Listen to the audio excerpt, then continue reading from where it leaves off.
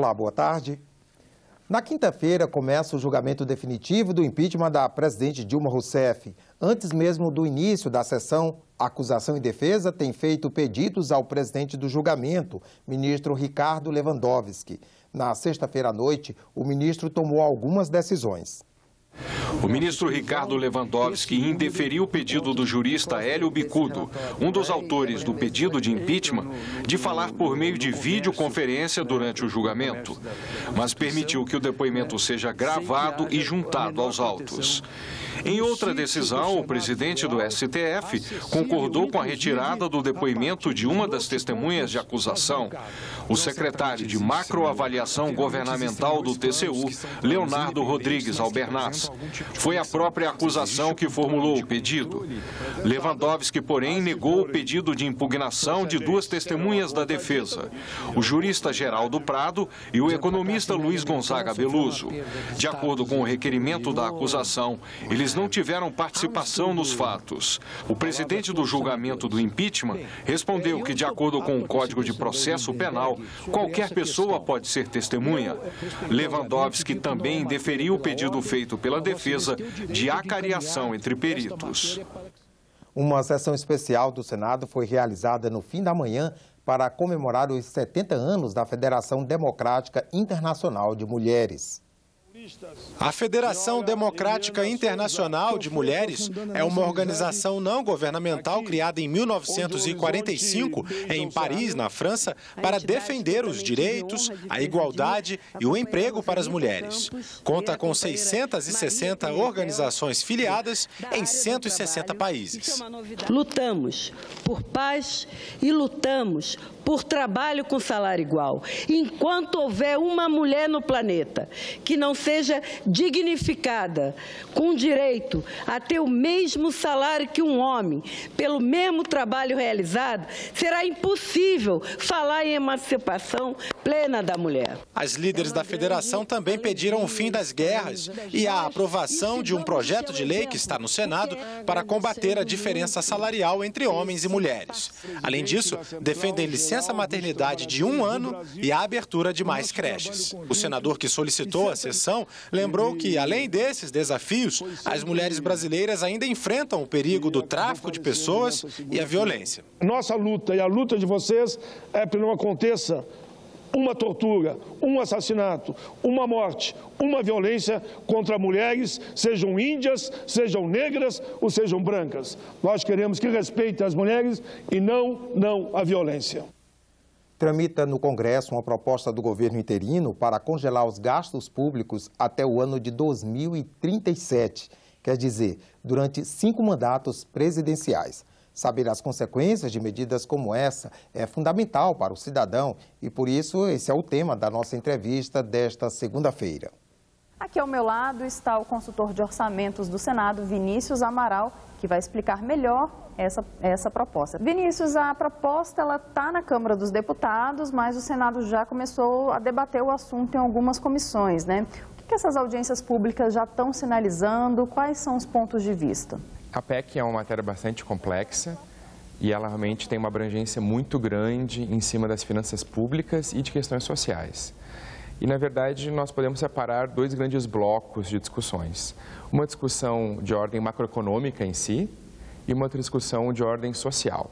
Na parte macroeconômica, a discussão é se a PEC é a melhor resposta à crise econômica atual que existe.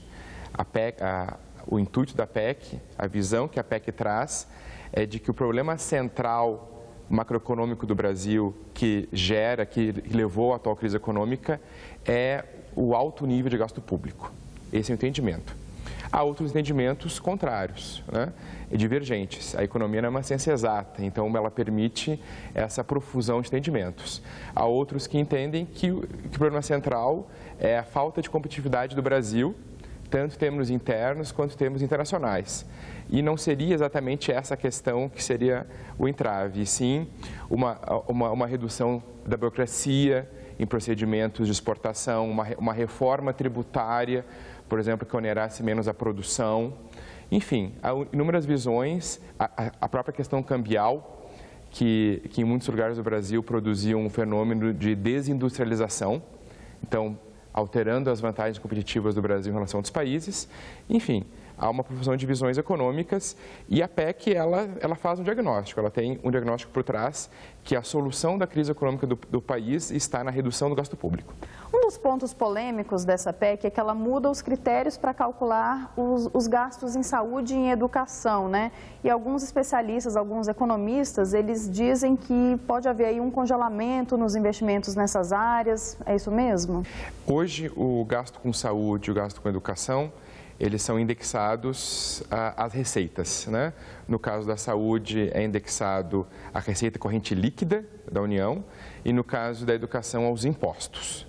Então, a PEC altera isso e ela, na verdade, ela define uma nova forma de cálculo dos pisos para investimento nessas áreas, que seria o gasto em 2016 corrigido pela inflação.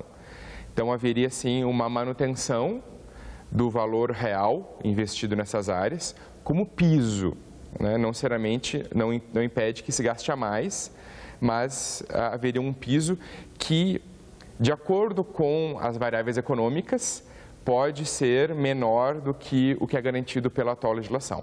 E caso a proposta seja aprovada pelo Congresso esse ano, ela já começa a valer no ano que vem, né?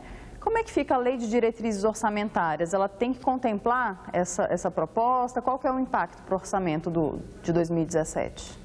A LDO de 2017 ela já está adequada, já está adaptada para conviver com essa proposta do teto. O relator da LDO, o senador Wellington Fagundes, já incorporou no seu texto, e foi aprovado na Comissão de Orçamento, o princípio geral da PEC, ou seja, que o gasto em 2017 está limitado ao gasto de 2016, corrigido pela inflação.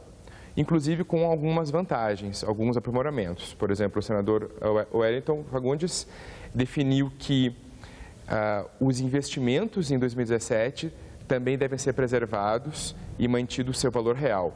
Isso é uma questão importante, Karine, porque em todo o processo de ajuste fiscal, isso não só no Brasil, para o mundo todo, em todo o processo de ajuste fiscal há uma tendência de fazer o ajuste cortando investimentos.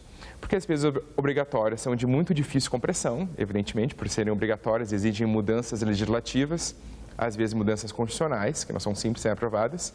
O investimento é uma despesa mais fácil de ser cortada. Então, o senador Wellington propôs e foi aprovado pela comissão um dispositivo em que o investimento em 2017 teria que ser, no mínimo, o mesmo de 2016, corrigido pela inflação. Com isso, de certa forma, preservando o investimento dentro desse cenário de ajuste fiscal. E qual que é a expectativa para a votação da LDO no plenário do Congresso? E tem algum destaque que é relevante, que seja importante? Sim, há destaques já apresentados, justamente sobre essa questão do teto, mostrando como a questão é polêmica, né? Ou seja, ainda que a LDO, a versão do teto de gastos na LDO é uma versão bem mais simplificada em relação à PEC, porque não mexe nessa questão da saúde e educação, mas mostrando o potencial de polêmica que existe, já há destaques para suprimir essa questão do teto de gastos na LDO de 2017. E eu acredito que esse tema certamente voltará aqui, porque é um assunto que impactará a vida do brasileiro durante muito tempo. São 20 anos, ou seja, não apenas temos que pensar no que este governo está pensando, mas sim o que futuros governos pensarão e como eles agirão em cima dessa proposta. Tá certo. Muito obrigada pela entrevista. Daqui a pouco, às 2h30 da tarde, haverá audiência pública na Comissão de Infraestrutura para debater as políticas públicas destinadas à implantação de energias alternativas e renováveis no Brasil. Um dos focos será o Programa de Incentivo às Fontes Alternativas de Energia Elétrica, o PROINFA. A audiência pública será transmitida pela página do Senado na internet e é interativa. Você pode participar com perguntas ou comentários pelo telefone 0800 61 2211 ou pelo portal e-Cidadania, senado.leg.br/e-Cidadania. Outras notícias na nossa página na internet e também aqui na programação, nos boletins do Senado Agora. Uma boa tarde para você.